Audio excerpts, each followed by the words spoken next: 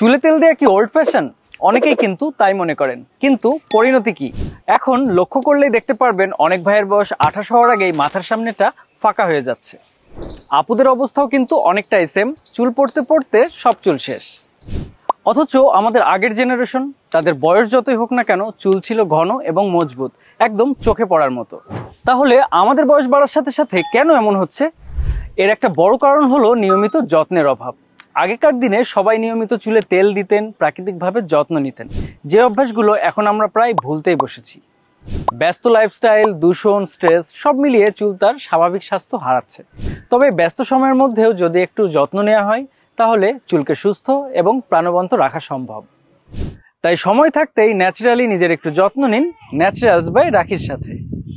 তাই আর দেরি না করে অর্ডার করতে এখনই কল করুন আমাদের হটলাইন নাম্বারে, অথবা মেসেজ করুন আমাদের ফেসবুক পেজে।